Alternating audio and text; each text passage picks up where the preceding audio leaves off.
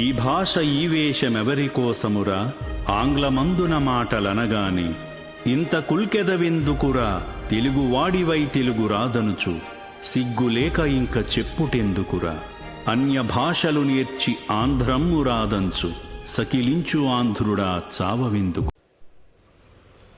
జై శ్రీరామ్ అందరికీ. ఇవాళ వెరైటీ వచ్చేసి టమాటా బాజీ. పేరు వినగానే మీరు చాలామంది టమాటా బజ్జీ అనుకుంటున్నారేమో, కానీ ఇది టమాటా బజ్జీ కాదని టొమాటో బాజీ. ప్రాసెస్ ఏంటి, ఏమేం కావాలి అన్నీ మనం వీడియోలో చూస్తాం. ఈ టొమాటో బాజీ కోసం అడుగు మందం ఉన్న గిన్నె తీసుకోండి, దాంట్లో కొంచెం నూనె వేసుకోండి. మీ ఇంట్లో ఎంతమంది ఉంటారో ఎన్ని టమాటాలు పడతాయో అనేది మీకు ఐడియా ఉంటుంది. సో దాన్ని బట్టి మీరు టమాటో క్వాంటిటీ అనేది తీసుకోండి. ఇది మనం టొమాటోలు నూనెలో గోలించుకోవాలి.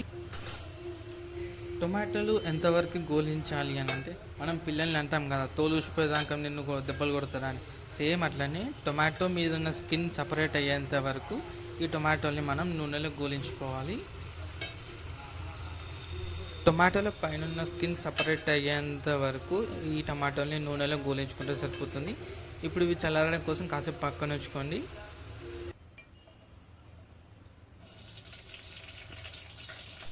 ఇప్పుడు ఒక గిన్నెలో ఆయిల్ వేసుకొని దీంట్లో 4 లేదా 5 పచ్చిమిరపకాయలు, మీ తీసుకున్న టమాటాలకు సరిపడా కారం ఉండే పచ్చిమిరపకాయలు తీసుకొని నూనెలో వేయించుకోవాలి. ఇవి కూడా ఎంతవరకు వేయించుకోవాలి అని అంటే మీకు చూస్తేనే అర్థమైపోతుంది. మిర్చి పైన ఉన్న కలర్, గ్రీన్ కలర్ అనేది మనకు కొంచెం షేడ్ అవుట్ అయిపోతుంది. ఇవి గోలించుకున్న తర్వాత ఇవి కూడా తీసుకొని పక్కన పెట్టేసుకోండి. గోలించుకున్న మిరపకాయలు ప్లేట్లో తీసుకొని పక్కన పెట్టేసుకోండి. ఆయిల్ని ఎందుకు వేస్ట్ చేయడం, దీంట్లోనే మనం పోపు పెట్టేసుకుందాం. పోపు అనగానే చాలామంది పోపులో శనగపప్పు, పెసరపప్పు, మినప్పప్పు ఇలాంటి పప్పులన్నీ వేస్తారు. కానీ ఈ టొమాటో బాజీలో అవి ఏ పప్పులు వేయకండి. వేస్తే మీ టమాటా బాజీ కన్నా టేస్ట్ అనేది పోతుంది.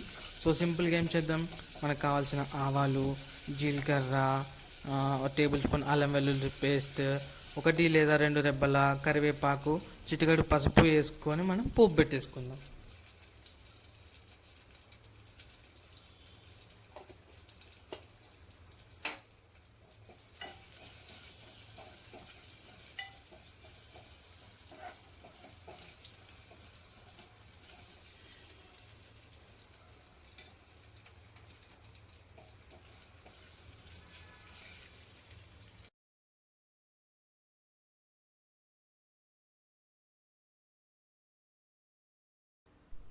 సో మనం ఇందాక నూనెలో వేయించుకున్న టమాటోలు చల్లారడం కోసం పక్కన పెట్టాం కదా, అవి ఇలా ఒక ప్లేట్లో తీసుకోండి.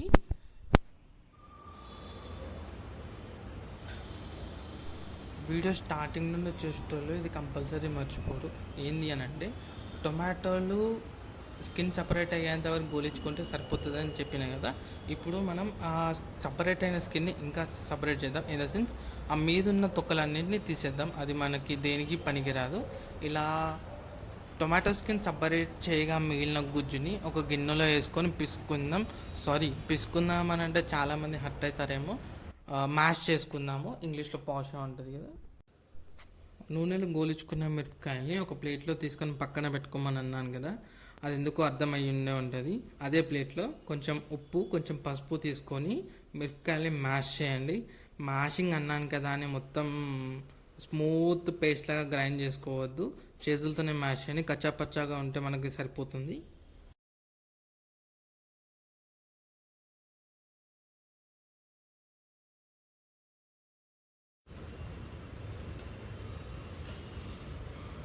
ఈ కచ్చాపచ్చగా మ్యాష్ చేసుకున్న మిర్చి పేస్ట్ని ఇంతకుముందు మ్యాష్ చేసుకున్న టొమాటో పేస్ట్లో వేసి మిక్స్ చేయండి.